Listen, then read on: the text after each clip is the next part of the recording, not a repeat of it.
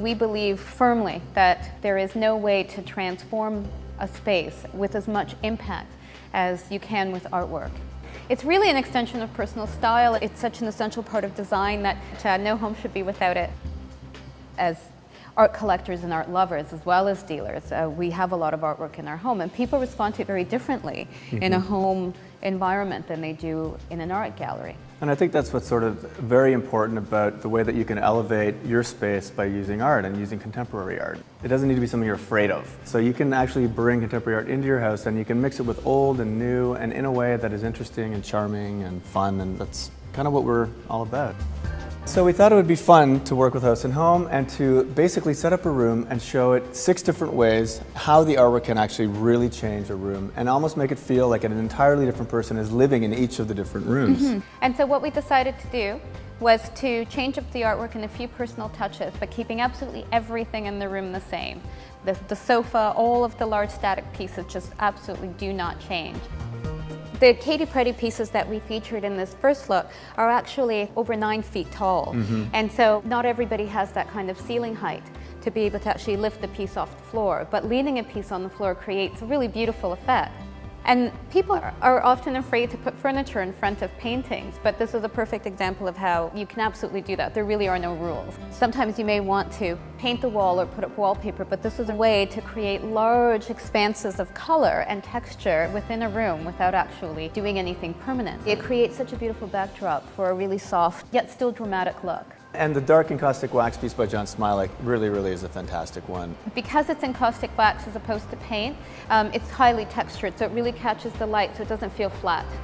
People are afraid sometimes of really dark artwork, and this is a perfect example of how a one entirely black piece just with texture can actually not feel dark and oppressing. These Elaine Lafort pieces worked out really nice. It almost seems like you're looking out into a beautiful paradise. Absolutely, and as our city becomes more dense, and quite often your only window faces another building or faces a brick wall, this is a really effective way to bring that feeling and serenity of green and nature into a room, but still feels very contemporary and very slick.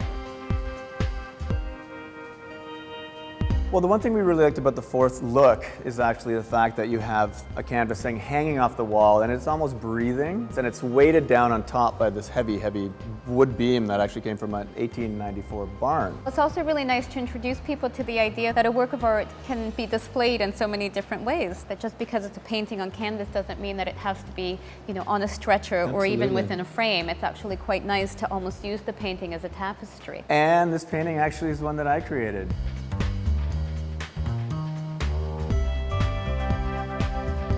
Neon pieces thrush homes, we love it. Nothing says sophisticated, urban dweller more than a neon art piece in your house. And then we like to offset it with the 2 pieces by David Bugozzi. Both kind of a play on the flames, and you've got a moth and a bug. Each piece is a conversation, and how you hang those pieces is very important.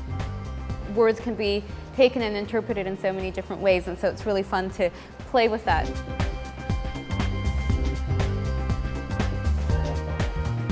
We've sort of fallen in love with Adrian Williams' work. He's one of the founding members of the Royal Art Lodge, and have sort of collected his pieces over the years. Now, in the last vignette, we love to display them in a way that was kind of a fun way of doing it, where you're actually pinning them onto the actual wall.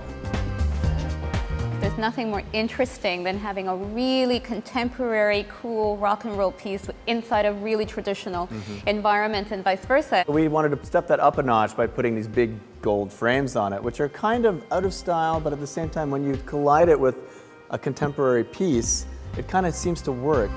A series or a collection of small work can create a really large, beautiful, interesting impact on a large wall, and this is a really interesting way to do it.